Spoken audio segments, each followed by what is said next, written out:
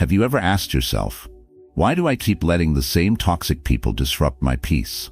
They lie, manipulate, drain your energy, and worst of all, you keep letting them back in. Let's be honest. Most of us don't suffer from toxic people because we're weak. We suffer because we're afraid to set boundaries. We're afraid of being the bad guy, of seeming cold, of choosing ourselves. If you've ever stayed silent just to keep the peace, or walked away from a conversation feeling disrespected, confused, or angry with yourself, you're not alone. And no, you're not crazy. You're human. But it doesn't have to stay that way. Enter Stoicism, an ancient philosophy built not in comfort, but in chaos. It teaches you that your mind is yours to command, that your peace is not a gift from others, but a decision you protect. From Marcus Aurelius to Epictetus, the Stoics showed us that power lies not in controlling others, but in mastering ourselves. And in today's video, we're diving into 8 clever and brutally effective ways to deal with toxic people, rooted in timeless Stoic wisdom. You'll learn how to forgive without forgetting, observe instead of react, disarm with humor, walk away without guilt, and more. Each lesson is a weapon for your emotional arsenal, and by the end of this video, you won't just survive toxic people, you'll rise above them. So if you're ready to reclaim your energy and protect your peace, make sure to subscribe and hit that bell icon so you don't miss out on future Stoic tools for modern life. Now, let's begin with the first lesson. Number 1, forgive, but don't forget. Have you ever found yourself lying awake at night, replaying a betrayal, wondering why someone you trusted turned against you, and even more, why it still hurts so much? The pain isn't just from what they did. It's from the fact that you let them get close. You opened your heart, and they used it against you. So what do you do now? Do you let that pain turn into poison? Or do you rise above it? Forgiveness, in the eyes of the Stoics, isn't about saying, it's okay. It's about saying, I won't carry this weight anymore. But here's what many get wrong. Forgiveness is not forgetting. To forgive is to take back your peace. To forget is to set yourself up for the same fall again. Let's break this down. The Stoics teach us to focus on what is in our control. Can we control what others do? No, but we can control what we do with their actions. Let's say a colleague spreads false rumors about you at work. You find out, you're furious. You want to defend yourself, expose them, scream. But a Stoic doesn't react like a spark to flame. They pause, reflect, and choose a response that serves their character. Forgiveness here means you don't let their words shape your self-worth. You don't allow their actions to govern your peace of mind. You learn, you remember.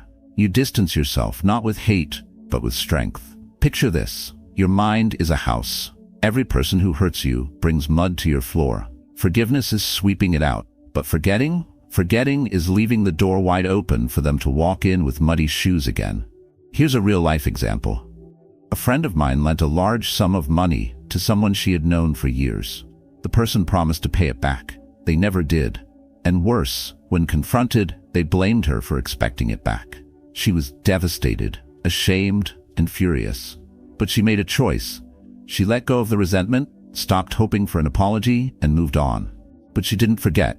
She no longer lends money without written agreement. She reevaluated her circle, and she became wiser, not colder. Just like Marcus Aurelius wrote, the best revenge is to be unlike him who performed the injury. Forgiving without forgetting is a declaration of growth. You're not saying what they did was acceptable. You're saying you won't let it define you. You're not playing victim. You're rising into the role of someone who's learned. So let me ask you, have you ever held on to anger thinking it made you stronger? In truth, it's your peace that makes you powerful. Here's what you can do today. First, write a short letter to someone who hurt you. But don't send it. Write what they did, how it made you feel, and what you've learned. Then end the letter with a statement of release. I no longer carry this pain, I carry the lesson. Second, create a personal trust filter. List the qualities you need in someone before you share vulnerable parts of your life. Make this your internal guide before offering trust again. Third, practice self-reflection weekly. Ask yourself, am I still holding on to pain that no longer serves me? Have I confused forgiveness with forgetting? Long-term, build a habit of mental journaling, reflecting not on who hurt you, but what it taught you. Over time, your scars become shields, symbols of wisdom, not wounds. So let's be clear, forgiveness is strength, forgetting is optional, but remembering the lesson? That's stoicism in action. Now take a breath. Think of the person you're still holding inside your heart. Would you rather carry them or carry the lesson? Let go of the bitterness. Hold on to the clarity. And ask yourself, next time I'm hurt, will I react with emotion or respond with wisdom? Because up next, we'll explore what it means to observe instead of react. A stoic shift that changes everything. Number 2. Don't react. Observe. You're in the middle of a team meeting. You've spent hours preparing your ideas.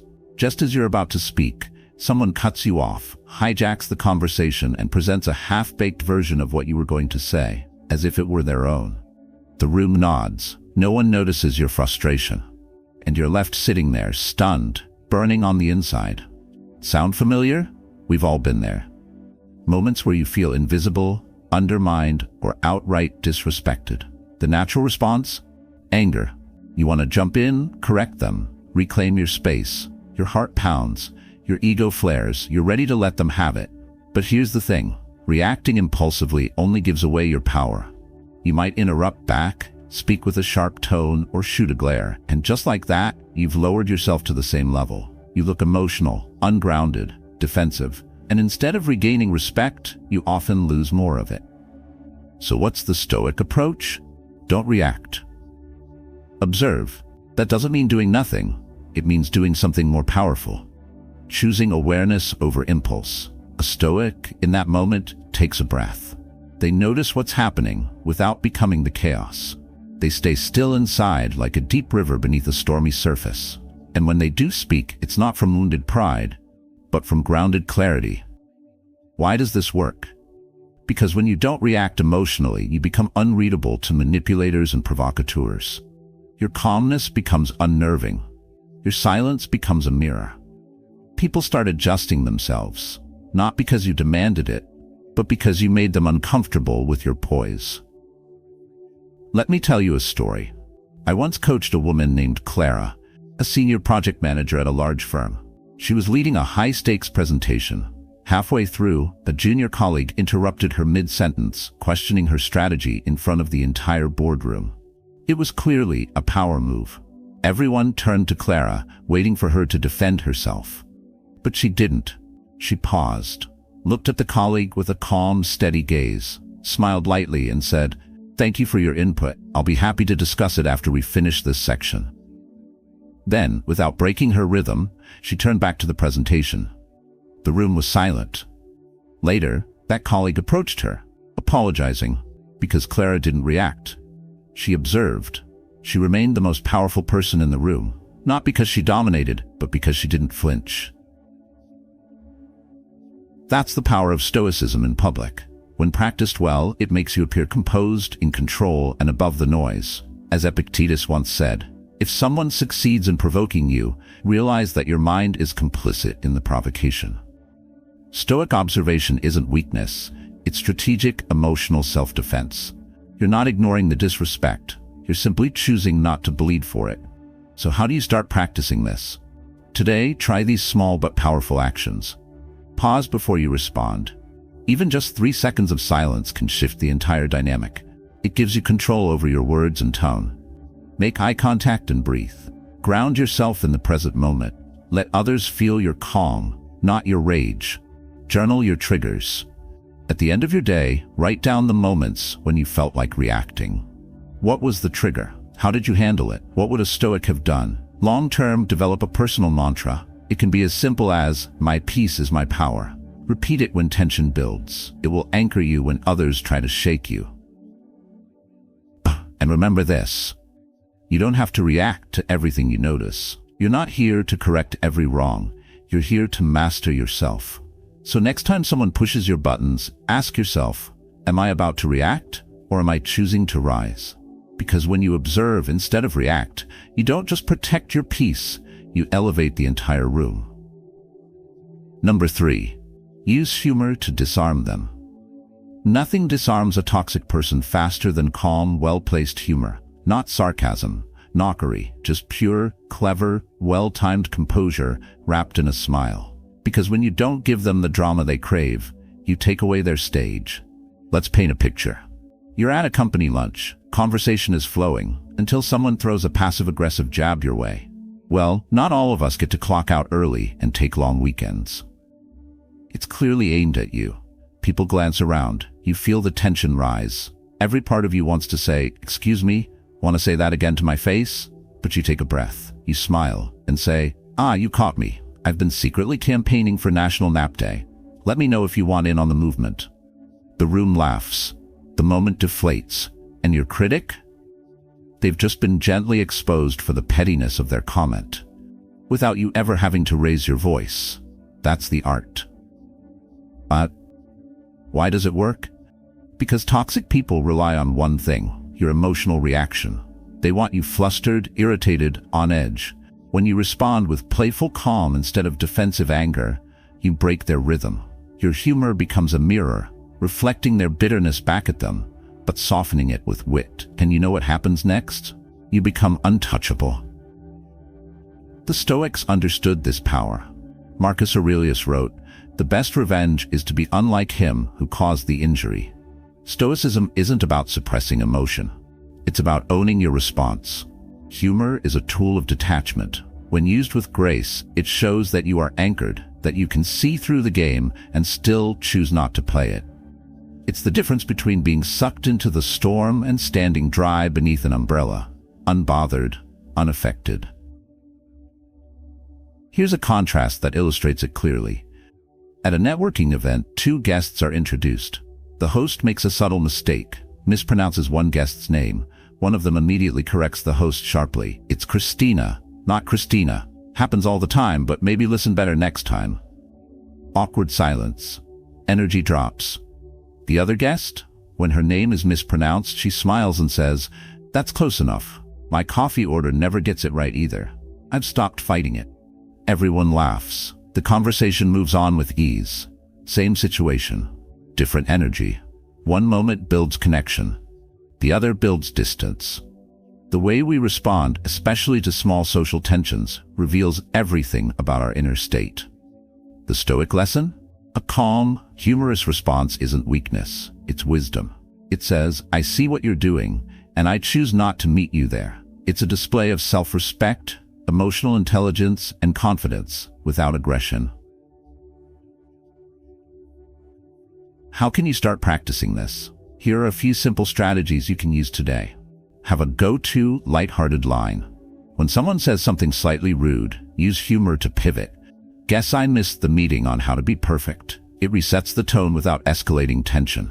Practice smiling before speaking. It changes the energy you carry into a moment and reminds you to respond, not react. Mentally reframe annoying moments. Next time someone is rude, imagine them as a character in a comedy. This mental shift helps you detach and keep your wit intact. For long-term growth, journal your reactions to stressful moments. Ask yourself, did I maintain grace under pressure? What could I have said with more lightness and less ego? This self-awareness builds a habit of stoic control. You'll find yourself naturally pausing, smiling, and delivering responses that silence the noise without ever raising your voice. Here's the truth. You don't have to fight every battle. Sometimes the most powerful move is to laugh. Not to dismiss the moment, but to rise above it. So the next time someone throws shade your way, don't react with fire. Answer with light. And speaking of light, in the next part, we'll talk about when to turn away from conflict entirely. Because not every battle deserves your presence. Sometimes the strongest stance is silence. Number 4. Refuse to engage in their games. Have you ever left a conversation thinking, why did I let them get under my skin again? You tell yourself next time you'll stay calm, but somehow they always manage to push just the right button. They say something rude, they roll their eyes, they twist your words, and before you know it, you've stepped right into their game. Again, it's frustrating, isn't it? You know better, but they're experts at pulling you in. So how do we stop falling into their traps? Let's break it down through the lens of Stoic philosophy. The Stoics teach us this. You don't have to attend every argument you're invited to. In fact, most of the time, it's wiser to leave the invitation unopened. Every time someone tries to provoke you, you're at a crossroads. One road leads to reactivity, drama, ego battles, and emotional exhaustion. The other? It leads to self-mastery. You choose which road to take. Now, let's talk about what really happens when we react. At first, it feels justified. You're defending yourself, your truth, your pride, but reaction gives them control. It says, you can pull me out of character, you can dictate my emotions, and that's exactly what toxic people want. They thrive on chaos. It gives them a sense of power when they see you unravel. But when you don't engage, you rob them of that power, and instead you reclaim your own. Let me give you a simple example. Imagine you're in a family gathering. An uncle you've never gotten along with leans over and says, "Still single? Maybe you're being too picky." It's meant to sting. Everyone hears it. People chuckle awkwardly. You could bite back, say something sarcastic, defend yourself, escalate. Or you pause, you smile slightly, and you say, "I prefer quality over speed." Then return to your plate without another word. What just happened? You refused to give the comment weight. You refused to give him what he wanted, your anger. That's stoicism in action. Like Epictetus taught, if you are ever tempted to look for outside approval, realize that you have compromised your integrity.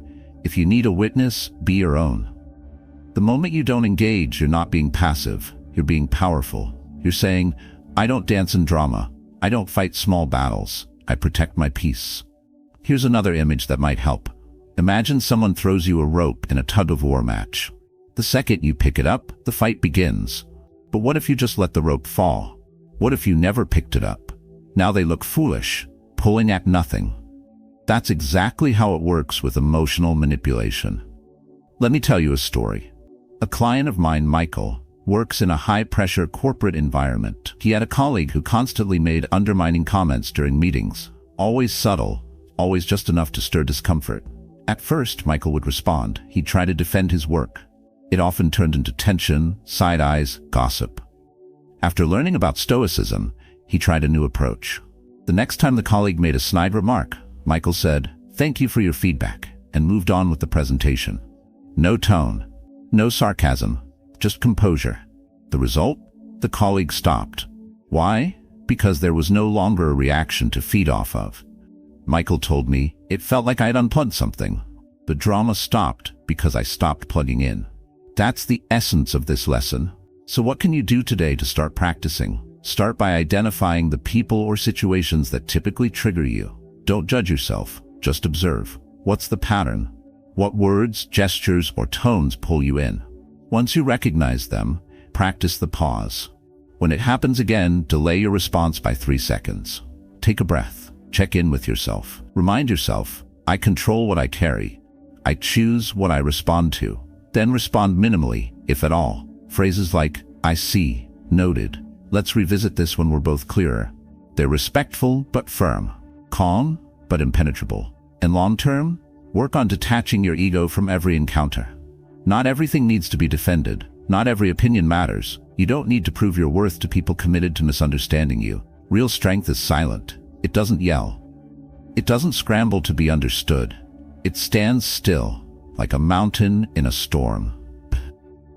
Let's wrap this up with a simple truth. You win no battles by engaging in every fight. You win by walking away untouched.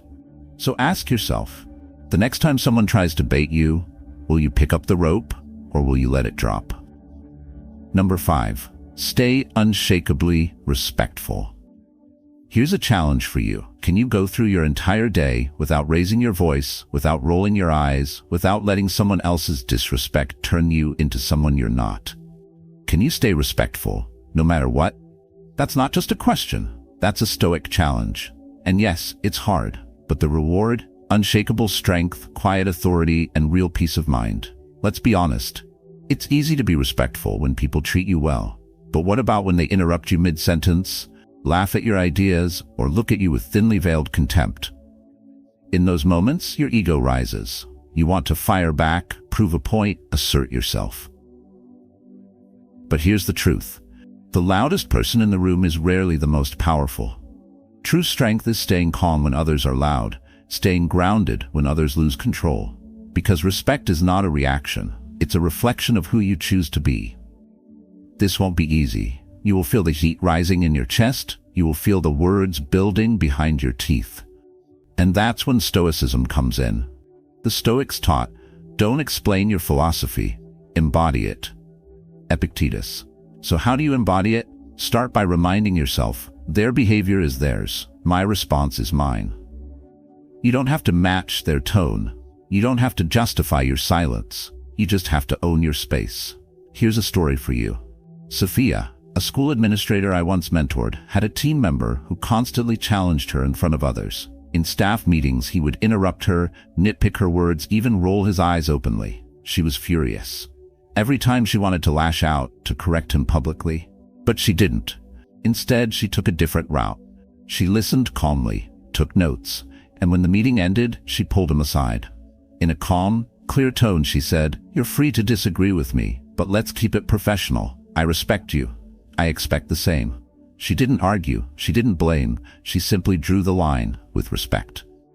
The result? The behavior stopped. Not because she dominated him, but because her composure made him look childish by comparison. You see, when you stay respectful under pressure, you force others to either rise up or fall silent. That's power. I know it's not always this clean.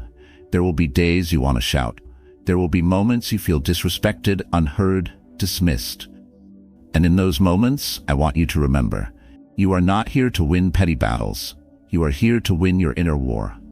You're here to be respected by the right people, not to be liked by everyone. So what can you do? Starting today, here are a few Stoic practices to train your respectful strength. Whenever someone pushes your boundaries, pause and breathe before you respond. Count to 5 in your head. This breaks the reaction loop. Lower your tone intentionally when others raise theirs. It signals maturity. It draws attention. It de-escalates tension. Look people in the eye and speak slowly. This shows certainty, not aggression. And it makes others listen. At the end of each day, reflect on moments when you stayed calm and moments you slipped. Not to judge yourself, but to grow. This habit of reflection was used by Marcus Aurelius himself, who wrote nightly in his meditations. And if you want a long-term strategy, build a respect code for yourself. Write it down. Define how you treat others, no matter how they treat you. Refer back to it when you're tested. This is how you build a Stoic foundation. Not in grand gestures, but in consistent, quiet choices. Let's reflect. If today you spoke with calm instead of reacting, if you met passive aggression with quiet strength, if you let others feel the weight of your dignity, then you've already won a battle many people spend their whole lives losing. So here's the mantra I want you to carry. My respect is my signature. I don't hand it over for free. I give it by choice, never by force. And when you live like that, you don't just demand respect, you command it. Are you ready for that? Because next we'll talk about something equally important, who you surround yourself with. Because even the strongest wall crumbles when it's built next to termites. Let's talk about building an environment that lifts you up, not drags you down. Number 6, surround yourself with uplifting people. Here's a powerful truth you must accept right now. You become the average of the people you spend your most time with. Think about that for a moment. Look around at your closest circle. Do they inspire you, support your growth, encourage your dreams? Or do they subtly undermine you, feed negativity, and hold you back? Let's imagine a common scenario. You've decided to start working out, meditating, or reading more. You feel inspired, hopeful about this positive change. Then you share it with friends or colleagues, and instead of support, you're met with skepticism or even ridicule. Really? You'll stick with that? Come on, don't be boring. Suddenly, doubt creeps in. Your motivation deflates. You begin second-guessing yourself. Sounds familiar, doesn't it? This happens to almost everyone, often without us even noticing. We underestimate the profound impact of our immediate social circle.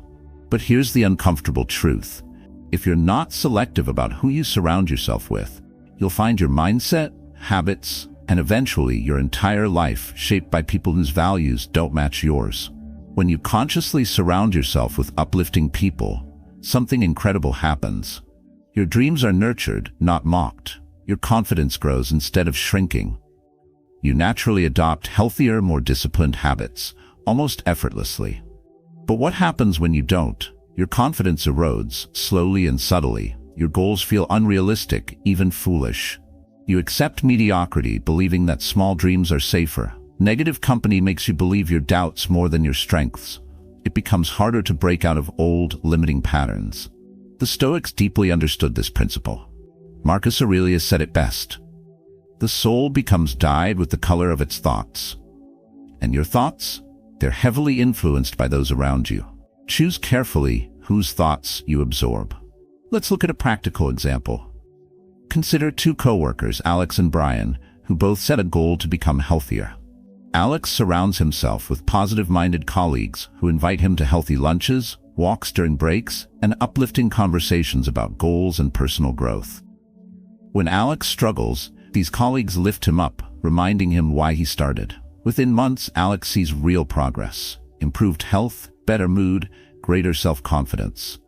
Brian, on the other hand, spends his breaks with colleagues who complain constantly, eat unhealthy food, and ridicule any attempt at self-improvement.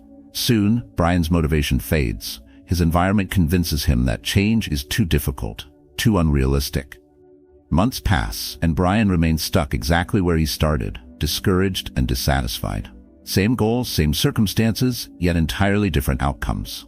Why? Because environment matters. People matter. Surrounding yourself with uplifting individuals isn't about judgment or elitism. It's about cultivating a space where your best self can thrive. Remember this. Small actions, like choosing your social environment, reveal deep inner strength. It shows self-respect, clarity of purpose, and emotional discipline, hallmarks of Stoicism itself. So how can you start creating this environment right now? Begin today by consciously auditing your relationships. Ask yourself, does this person make me feel encouraged or drained after we speak? Do they push me toward my goals or pull me away? Are conversations mostly positive and constructive, or negative and complaining? Then, intentionally spend more time with those who uplift you, even if initially it means spending a bit less time with others. Second, proactively seek out groups or communities aligned with your values. Join a book club, an exercise group, a meditation community, anywhere that naturally fosters positivity and growth. Third, practice being an uplifting presence yourself. The Stoics believed strongly in modeling the virtue you wish to experience from others. Compliment sincerely, celebrate small wins for yourself and others, and maintain a positive outlook, even during challenges. Long-term, commit to periodic social check-ins. Every few months, reevaluate your circle. Be open to new connections and willing to let go of those no longer aligned with your growth. This Stoic practice isn't selfish. It's essential self-care. As Seneca wisely stated, associate with people who are likely to improve you. Life is short, and your time is precious. Spend it wisely with those who elevate, inspire, and challenge you to become the highest version of yourself. So here's a gentle reminder, a principle to carry forward into every interaction. Every relationship you nurture is either feeding your growth or draining your strength. Choose intentionally. As we move forward, think deeply about your current environment. Who will you consciously choose to have around you from today onward?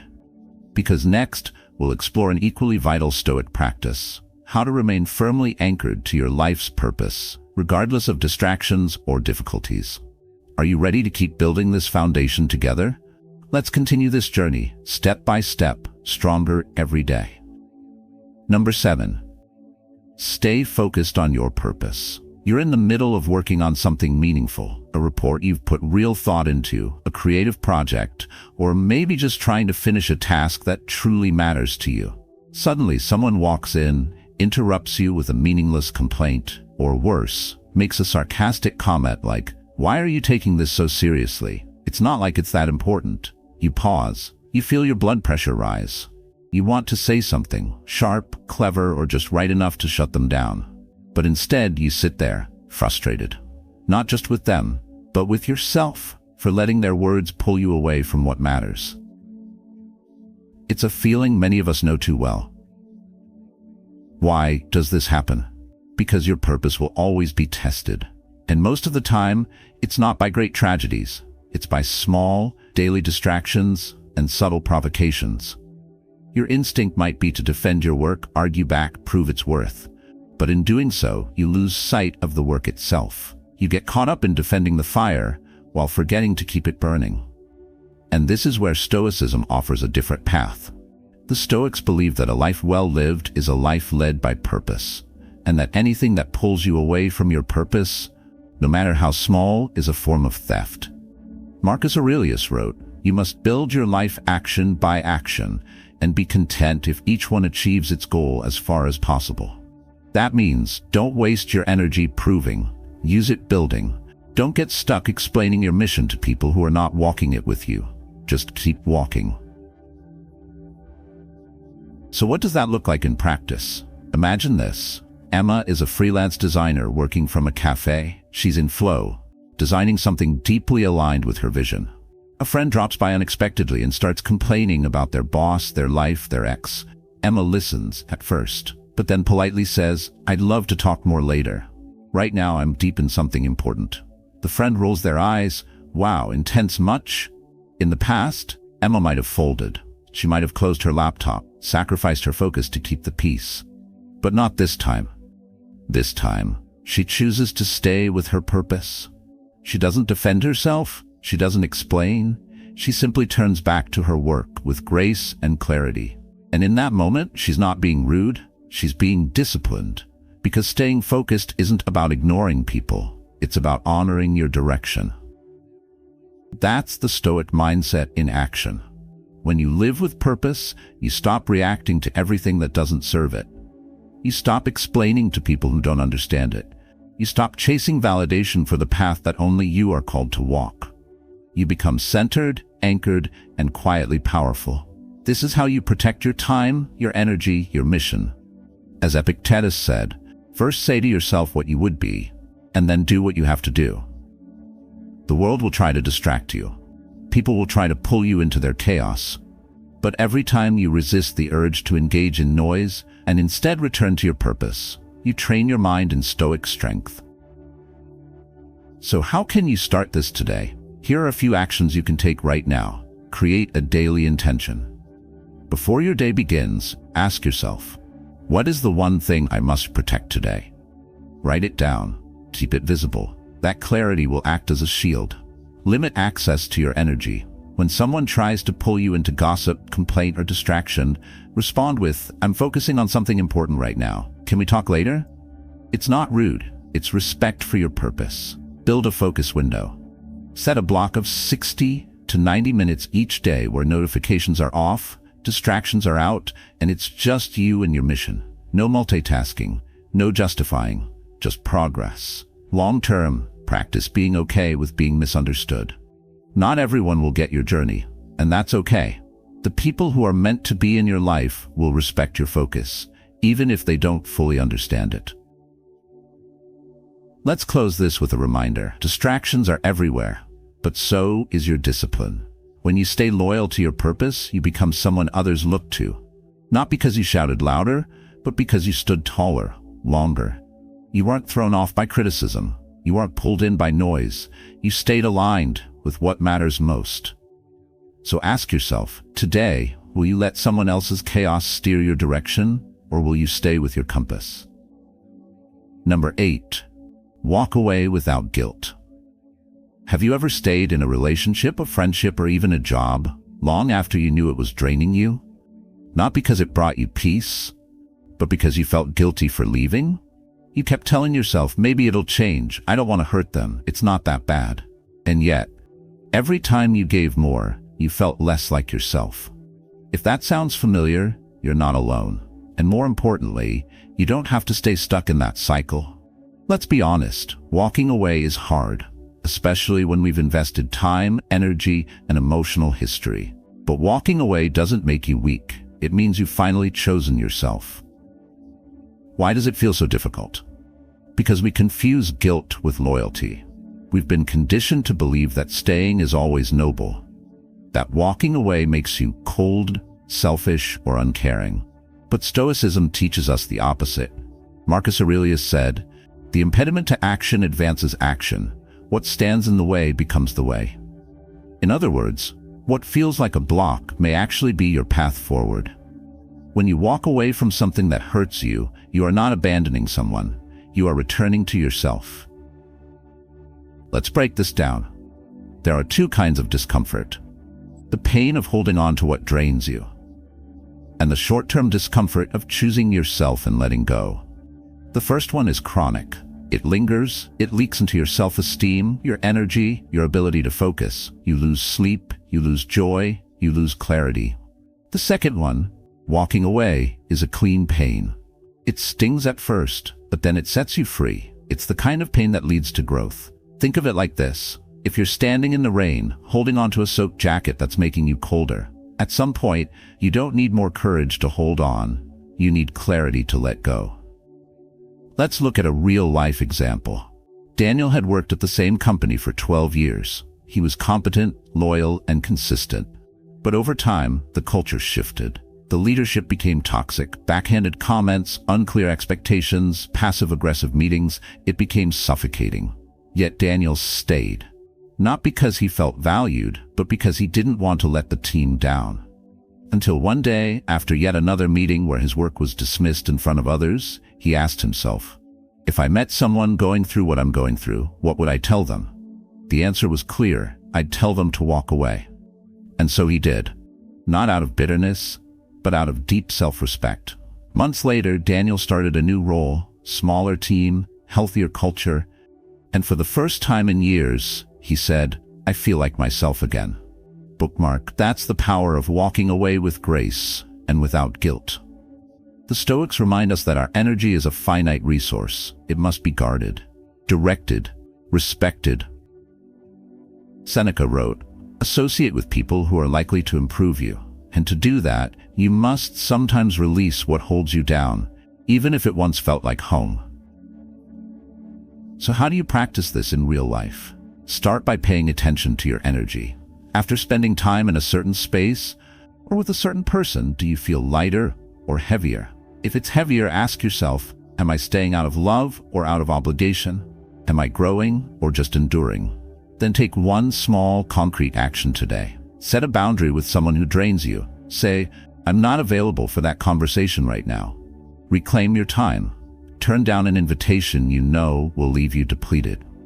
Give yourself permission to prioritize your well-being. Begin a simple journaling prompt. Where in my life am I still holding on out of guilt? Just being honest on paper can open a door you've been afraid to walk through. And long-term, start building a life that doesn't require you to constantly recover from it. Create rituals, people, and spaces that feed your spirit. Because when your world is aligned with your values, you won't have to walk away as often. You'll already be where you belong. So here's the Stoic truth. Walking away isn't giving up. It's choosing peace over pleasing. It's choosing clarity over confusion. It's choosing yourself, not once, but every day. And the next time guilt creeps in, ask yourself, am I here out of love or out of fear? Because love frees you. Fear traps you. You know what to do. And next time you feel torn between staying where you're not growing or stepping into the unknown, I hope you choose yourself.